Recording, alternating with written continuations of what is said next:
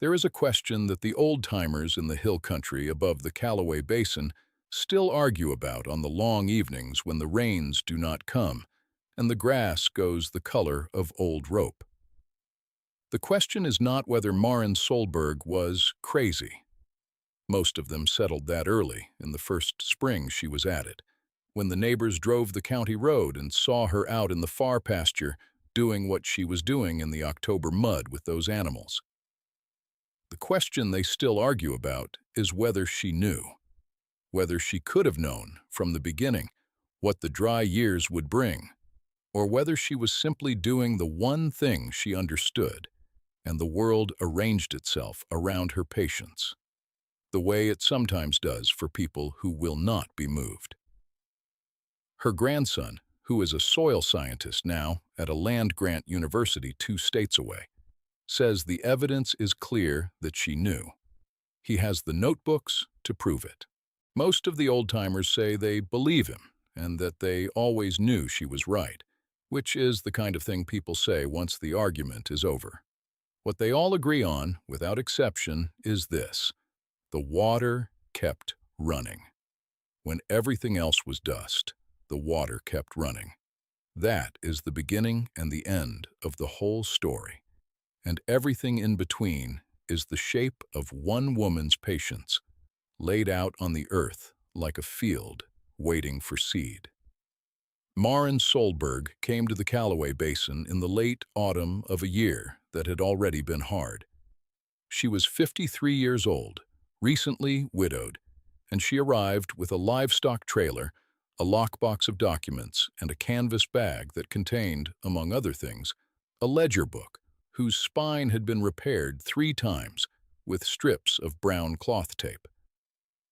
The land she had bought was 214 acres of cut-over ridge and creek bottom that nobody with better options had wanted for going on 30 years. The asking price had been low enough to embarrass the seller's agent, who drove out once to explain that the creek ran intermittent, which is a polite way of saying it ran sometimes, and other times did not, and that the upper pastures had been overgrazed so badly in the previous decade that the topsoil in places was 3 inches deep where it had once been 12. Maren listened to this explanation and then asked what the mineral rights situation was, which was not the question the agent had expected, and then she signed the papers. She paid cash, which she had assembled from the sale of her previous property, a smaller place 3 counties north, and from the balance of her husband's life insurance, and from the proceeds of a timber sale she had negotiated the previous winter, knowing already that she would need the full amount. The arithmetic worked out to the dollar, and she did not borrow a cent. She spent the first 2 weeks in the farmhouse alone, reading. Specifically, she was reading the ledger book with the repaired spine, which had belonged to her grandfather, a man named Absalom Crane, who had worked a drainage district in the upper Midwest 40 years before Maren was born. Absalom Crane had not been a writer by temperament, but he had been a measurer. The ledger contained 40 years of water table readings, precipitation totals, dates on which certain springs had run and stopped running, notes on what grew where and what had grown there before human hands rearranged things. On the inside front cover, he had written in his flat, cramped hand a single sentence that Maren had read so many times the page was softened there. Water goes where the weight of the world sends it, and the weight of the world can be changed. She had first read that sentence when she was 11 years old, sitting at his kitchen table while he explained drainage tiles and the nature of aquifers. And she had understood it then the way a child understands a thing, which is to say, completely and without translation. 40 years later, she understood it the same way, and she acted on it. The plan, when she began executing it in the first week of November, looked from the road like pure disorder. She had bought, at a livestock auction where nobody else wanted them, 65 Barrows. These were male pigs, castrated, ranging in weight from 40 to 90 pounds, all of them thin from a summer on overgrazed ground. All of them offered in a single lot that the auction house had started at $30 and dropped twice before Marin's hand went up at 22. The auctioneer had looked at her with an expression she would describe to her grandson years later as 1 part pity and 2 parts relief. She loaded them herself, gate by gate, into a trailer that her neighbor Haverstock had loaned her without asking why, because Haverstock was 81 and had seen enough to know that questions were often beside the point. She drove them to the Callaway Basin property, opened the trailer on the far upper pasture, and watched them pour out into the bare clay ground like something spilled. Then she walked the fence line to make sure it held and went back to the farmhouse and made coffee and read the ledger again. What she was doing with those animals was not immediately visible as a system because the visible part looked like neglect. The pigs ranged the upper pasture and the broken ridge ground in long, rotating sections that Marin moved them through using portable electric wire, section by section, week by week, in a pattern she had laid out on graph paper based on the contour lines of the property's survey map and the water table readings from Absalom Crane's ledger, which recorded what the land had done when it had been worked in a particular way long before the cutover era. The pigs rooted. That was their nature, and she had purchased it deliberately. They turned the compacted clay, broke the surface crust, worked their snouts into the ground and churned it, and left it open to rain and to air. Behind each section, Marin followed with seed, broadcasting by hand a mix she had sourced from a supplier in the next state, a blend of deep-rooted perennial grasses and nitrogen-fixing legumes that she had specified down to the pound based on the soil composition reports she had commissioned before closing on the property. She did not broadcast seed in front of the animals. She did not broadcast it beside them.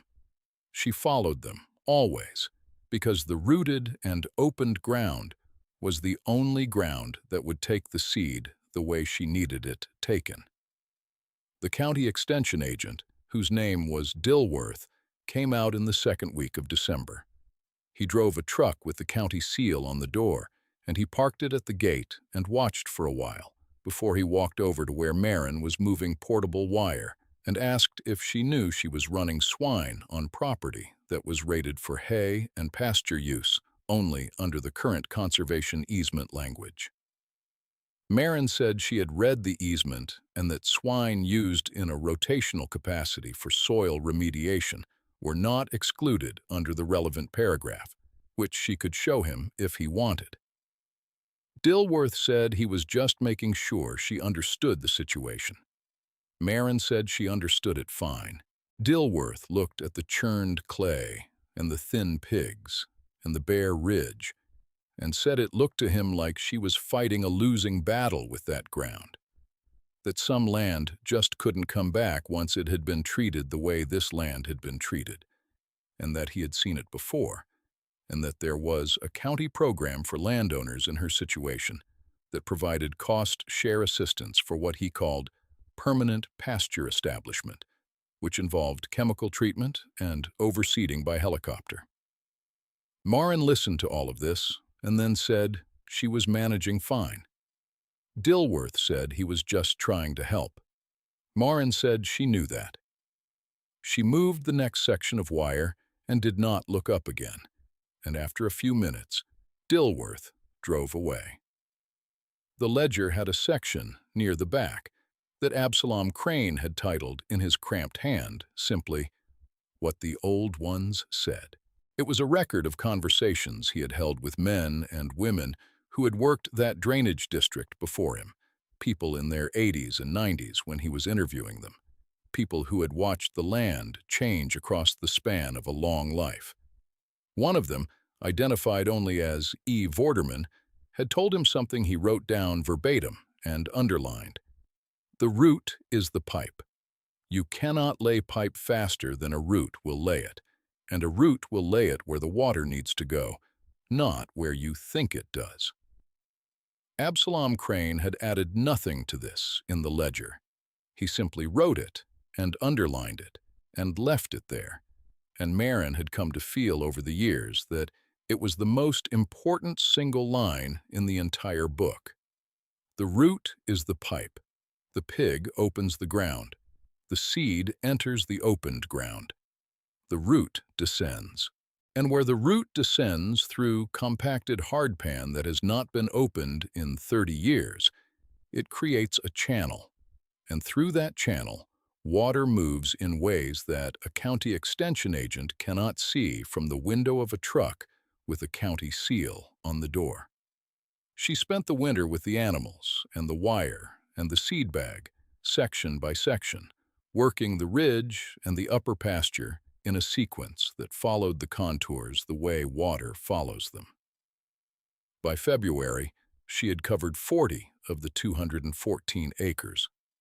A man named Rutger Holst, who owned the 400 acres immediately to the west and who ran a commercial row crop operation on the flat ground below his ridges, stopped at her fence one Saturday and watched for a long time, and then called across and asked what in the world she thought she was doing. Marin told him she was improving the land. Holst said it didn't look like improvement to him. It looked like she was letting pigs tear up perfectly good ground. Marin said the ground was not perfectly good. It was about 3 inches of topsoil over clay hardpan, and she was working on that. Holst said he had tried cover crops on his own ridge ground 2 years back, and it hadn't made any measurable difference in his yields. Marin said cover crops were a different system. Holst said he could see that, and that her system looked like a considerable amount of work for a woman alone. Marin said it was. Holst drove away on his ATV, and Marin watched a blackbird land on the far wire and then returned to her work. In March, a woman from the county's Soil and Water Conservation District came out, sent by Dilworth, who had apparently been thinking about the situation. Her name was Priscilla Foote, and she was young and earnest, and she brought a printed pamphlet about invasive species risk from free-range hog operations, and a form that Marin could fill out voluntarily to have her property included in a watershed monitoring program. Marin accepted the pamphlet and the form and offered Priscilla Foote coffee, which the young woman accepted, and for 20 minutes they sat at the kitchen table and Marin showed her the ledger, pointing to specific readings and specific dates, explaining the contour-based logic of the rotation, showing the survey map with the sections numbered in the sequence she was working them. Priscilla Foote looked at everything with genuine attention, which Marin noticed and appreciated. At the end of the 20 minutes, Foote said she had never seen anyone approach swine integration this way, and that it was genuinely interesting, and that she hoped it worked out. She said the pamphlet was still relevant from a regulatory standpoint, and that she hoped Marin understood that. Marin said she did.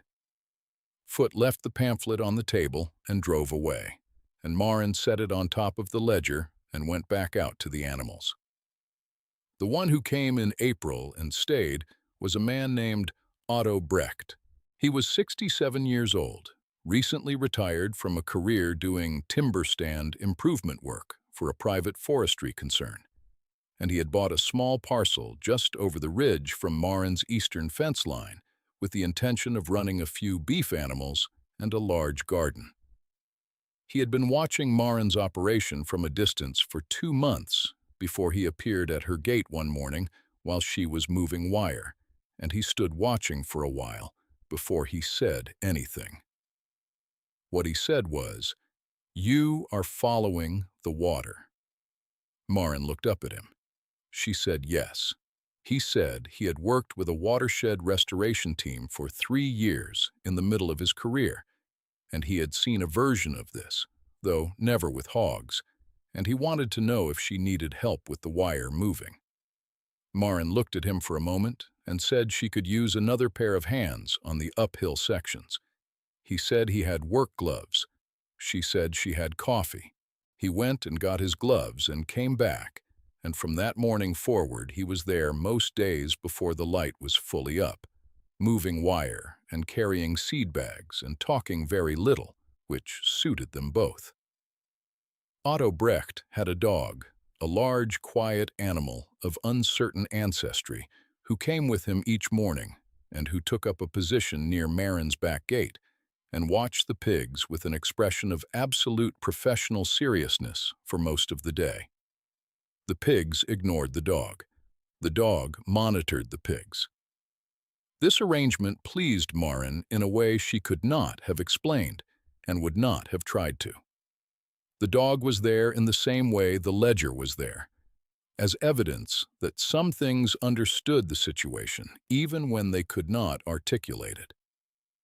By June, the earliest seeded sections on the ridge were showing visible growth, not impressive growth, not the kind of growth that would make a person stop a truck, but real growth. The deep-rooted grasses catching in the opened clay and descending, the legumes nodding in the afternoon heat, the ground beginning to knit at the surface the way a wound knits, slowly and from the inside out. Maren walked those early sections in the evenings and pressed her boot into the ground and measured the give with the pressure of her foot. She noted the readings in a notebook of her own, a new one, plain and inexpensive, that she had started on her first day at the property. The readings in June were already different from the readings in November. The ground was softer, not soft, softer. The difference was real, and she recorded it. Rutger Holst stopped at the fence again in July. He was in a better mood than he had been in March. It had been a good spring, and his row crops were ahead of schedule, and he had recently purchased a new piece of planting equipment that he mentioned twice without being asked. He looked at Maren's ridge sections and said he supposed it was coming along. He said she seemed to be keeping herself busy. He said there was a rumor in town that she was planning to put the whole property in permanent pasture, and he wanted to know if that was true, because if so, he might be interested in talking to her about a hay arrangement when she got to that point. Maren said she was not planning permanent pasture. She was planning a closed system. Holst did not know what that meant, and Maren said the land would feed the animals, and the animals would improve the land, and the land would hold the water. Holst said that was an interesting philosophy. He said he was more focused on yield per acre himself. Maren said she was focused on water per acre. Holst said water was not usually a concern in this basin, that the well yield had always been good and the creek ran dependably most years. Maren said most years was not all years. Holst looked at the sky, which was bright and ordinary, and said he supposed she had a point, and drove away. The dry years, when they came the way they always do, gradually, and then all at once. The first of the 3 genuinely hard years began with a wet winter that convinced everyone the trend was ending, and then stopped. The spring rains that had always followed the wet winter did not follow. May was dry. June was drier. By July, the county had issued a voluntary water restriction notice, and the Extension Office had opened a drought information line, and Dilworth was driving the county roads again, this time in a different capacity, and his expression had changed from pity to something more complicated. By August, the creek through Rutger Holst's property was a series of standing pools. By September, it was not running at all. His wells were producing, but they were producing at diminished yield, and his late corn was suffering. The new planting equipment sat in the equipment shed because there was nothing useful to do with it in that heat. Maren completed the final section of her rotation in the week before the drought notice was issued. She had covered all 214 acres in 22 months of steady work, section by numbered section, following the contours, following the ledger's logic, following the principle Absalom Crane had borrowed from E. Vorderman, and written down and underlined for a granddaughter who would not yet be born for many years. The pigs by this point were heavy and healthy. The ridge ground was unrecognizable from what it had been. The topsoil reading in the earliest sections was showing 8 inches of live material, where it had been 3 on the day Maren arrived. 8 inches of organic matter, alive with roots, and below it, the channels that the roots had opened through the clay hardpan, channels that followed the contours the way Absalom Crane's logic said they would, leading downhill in their slow and specific way toward the low point of the property, toward the creek-bottom ground where Maren had believed, since she first walked the survey in the rain the week after closing, there was still water moving below the surface from a source no one had found worth measuring in 30 years, because the creek had seemed sufficient. Otto Brecht knew what she thought was there.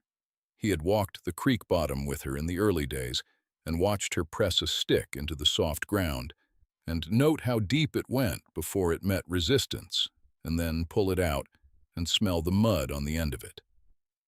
He had not asked her what she was doing, because he had understood what she was doing.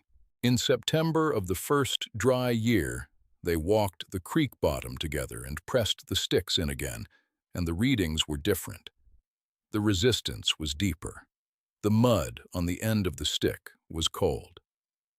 In October of that year, on a morning with a low sky the color of old pewter, the creek ran. Not the main channel, which was still dry. A lateral seep working out from the creek bank about 60 yards above the fence line boundary between Maren's property and Holst's, pushing up through gravel and root material, and spreading in a thin, bright sheet across the flat stones at the bottom of the bank. Cold water. Flowing water. Maren stood and watched it for a long time without speaking. Otto Brecht stood beside her. The dog sat behind them. After a while, Maren said, "There it is." Brecht said yes. They watched it together for another few minutes, and then Maren went back to the farmhouse and opened the ledger to the inside front cover and read the sentence there, which she had not needed to read in 2 years because she already knew it, and she read it again anyway. The water established itself over the following weeks. By November, it had cut a small, defined channel in the gravel and was flowing at a rate that could be measured by a person with a bucket and a watch. Maren measured it. She recorded the figure in her own notebook with the date and the air temperature and the days since the last measurable rain. The figure was consistent. It did not drop with the warm days or rise with the cold. It was steady in the way that only subsurface water is steady, released from the slow, deep reservoir of a recharged aquifer through the channel network, that root systems and open soil had spent 22 months building below the surface of a ridgetop that had been sealed by clay compaction for 3 decades. She did not explain this to anyone who had not already understood it. She simply kept the measurements. Dilworth came in December, this time without the county seal truck. He drove his own vehicle and parked it at the gate and sat in it for a moment before getting out, which Maren noticed from the kitchen window. He walked down to the creek bottom and stood looking at the seep for a long time. The channel by December was cutting cleanly through the gravel, perhaps 8 feet wide and 4 inches deep at its center, cold and clear and constant. Dilworth looked at it, and then looked back up at the ridge where the deep-rooted grasses were brown but intact, the root systems still living below ground, still maintaining the channels, still moving water in their slow and purposeful way.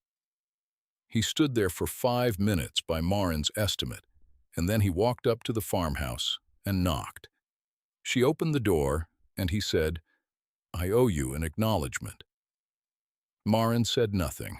He said he had been wrong about the ground being unrecoverable and wrong about the system not working, and he thought she should hear him say it. His voice had the sound of something being put down after a long time of carrying it.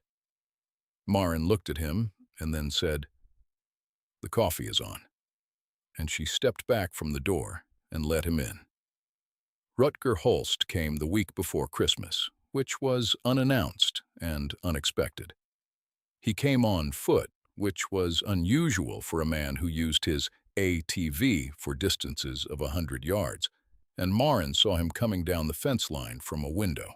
He was a large man, and in the past 2 years, she had always seen him carrying himself with the particular ease of a man who expects the world to accommodate his size. He did not carry himself that way now. He stopped at her gate, and she went out to meet him, and they stood at the fence. He looked at the creek bottom seep, and he said, "How bad is your well?" Marin said her well was fine. He said his was producing at 40% of normal yield, and he had 47 head of beef cattle, and he was hauling water twice a week, and it was costing him more than the cattle were worth at current market. He said he didn't know how much longer he could manage. He said his neighbor to the east, a man named Theus, had already sold his herd in August and was just waiting out the drought on savings. He said he had looked at a lot of options, and none of them were good, and he was standing at her fence because he didn't know what else to do. His voice was even, but his hands were not. Marin watched his hands. She said, "How much water does your cattle need per head per day?" He told her the number. She did the arithmetic in her head and said, "I can run a pipe from the seep to a trough on your side of the fence. The flow will cover what you need and leave a margin." He said he would pay her. She said she would take $25 a month for the pipe access, which was a number she named not because it covered her costs in any meaningful way, but because she had thought about this possibility for 2 years and had decided that a number with no weight to it was worse than a small number with dignity in it. Holst looked at her and said that was not nearly enough. Marin said it was what she wanted. He said all right. They shook hands at the fence in the December cold, and Marin went back inside and got her pipe fittings from the shed. The drought ran through 2 more years, which is the kind of thing that does not seem possible until it is over, and then seems inevitable in retrospect. The basin was declared an agricultural disaster area in the 2nd year. There was federal assistance money available, and some of the growers took it, and some did not, and none of it made the rain come. The Association of Row Crop Producers in the county held a meeting in the community center in the county seat and discussed options and strategies, and heard a presentation from a water management consultant from the state university who talked for 90 minutes about aquifer recharge rates and soil permeability and the hydraulic conductivity of compacted clay versus biologically active topsoil. The consultant's slides included a photograph of a ridgetop with visible deep-rooted grass cover and a caption that said, "Restored permeability example, Callaway Basin." None of the growers in the room knew whose ridge that was a photograph of. The consultant did not tell them. He had asked Marin's permission to use the photograph by letter, and she had said yes. In the 3rd year, in early spring, a journalist from a regional agricultural magazine drove out to the property and spent a day talking to Marin and Otto Brecht and walking the creek bottom and taking notes. She was a careful person who asked good questions and wrote them down before asking them, which Marin respected. The journalist asked how Marin had known the seep was there before it appeared. Marin said she hadn't known it was there. She had known the conditions were right for it to exist, which was not the same as knowing. The journalist asked how she had known the conditions. Marin said her grandfather had spent 40 years measuring water and writing down what he found, and she had spent a long time reading what he wrote. The journalist asked what the key insight was, the central thing she would want people to understand about how this had worked. Marin thought for a moment and said, "Water goes where the weight of the world sends it, and the weight of the world can be changed." The journalist wrote it down and read it back and asked if it was original. Marin said it had belonged to her grandfather first. The journalist said it would make a good headline. Marin said that was up to the journalist. The article ran in the magazine's spring issue and was picked up by 2 national publications and a sustainable agriculture newsletter with a large subscriber base. Marin received letters, 41 of them over the following months, from people in 14 states who were managing degraded land or drought-stressed pasture or depleted aquifer conditions, and who wanted to know more about what she had done. She answered all of them by hand, in letters that ran 2 to 3 pages, specific to each person's situation, drawing on Absalom Crane's ledger and on her own notebooks, and on the years of readings she had by now accumulated. She did not charge for this. She did not set up a consulting practice or a website or a certification program. She wrote the letters because the people had asked, and because the information had value that could not be improved by making it difficult to obtain. Otto Brecht and Marin worked the property together for 6 more years after the drought broke. They continued the rotation. They added a second generation of animals in the second year, purchasing young animals at the same auction, paying low prices for unpromising lots, and working them through the same patient system. The creek bottom seep in the 4th year was joined by a second seep 12 yards further east, cold and clear, and running at a rate Marin recorded in her notebook, with the same flat precision she brought to every measurement. By the 6th year, the intermittent creek through Marin's property, the creek the seller's agent had apologized for, ran continuously through the driest months, continuously, and cold. The county hydrology survey that was commissioned after the drought event identified the Callaway Basin as a study site of particular interest, and a graduate student spent a summer on the property, taking soil cores and water table readings and writing a thesis chapter that cited Absalom Crane's ledger in its bibliography, the first time that document had appeared in an academic footnote. Rutger Holst replanted his ridge ground in the year after the drought. He did not use pigs. He hired a contractor to do mechanical subsoiling and seeded with a commercial perennial mix, and the results were adequate. He told Marin this when they met at the fence, as they had come to do occasionally, and she listened and said adequate was a start. He said he wished he had paid attention earlier. Marin said most things worked that way. He said he owed her more than $25 a month for 3 years had amounted to. Marin said what he owed her was to keep the ridge cover, which was the only thing that would make the investment last. He said he intended to. She believed him. Priscilla Foote from the Soil and Water Conservation District came back 3 times during the drought years, each time without a pamphlet, each time staying longer, each time asking more specific questions and taking her own notes. In the 4th year, she enrolled in a graduate program in landscape hydrology, which she completed 3 years later. Her thesis was on biotic recharge mechanisms in degraded upland systems. Marin wrote her a letter of support for the program application. The letter was 2 paragraphs and accurate. The property is managed now by Marin's daughter, who came to the basin in the year after the drought broke and spent a season learning the rotation and the notebook system and the logic of the contour sequence before Marin turned the daily operations over to her. Marin's grandson, the soil scientist, grew up visiting in the summers and learned to read the ledger before he learned to read much else. He carries a copy of it now, a photocopy bound in a new cover because the original is at the property where it belongs. He has published 2 papers that cite it.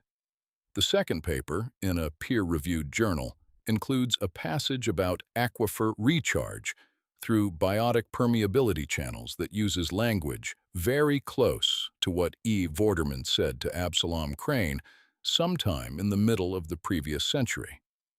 The root is the pipe. The editors did not flag it as unusual. It is, by any measure, a precise and accurate description of what the root does. There is a flat stone at the edge of the creek bottom seep, the first one, the one that Maren and Otto Brecht stood watching on the pewter morning in October when the water first appeared. The stone was set there deliberately, by hand, in the year after the drought. On it, someone has scratched with a metal implement, in plain, unembellished letters, Absalom Crane's sentence. It is not an artistic inscription. It is the kind of scratching that a person does with a nail and a steady hand, and no particular ceremony, because the words do not require ceremony, only a surface hard enough to hold them. Water goes where the weight of the world sends it, and the weight of the world can be changed.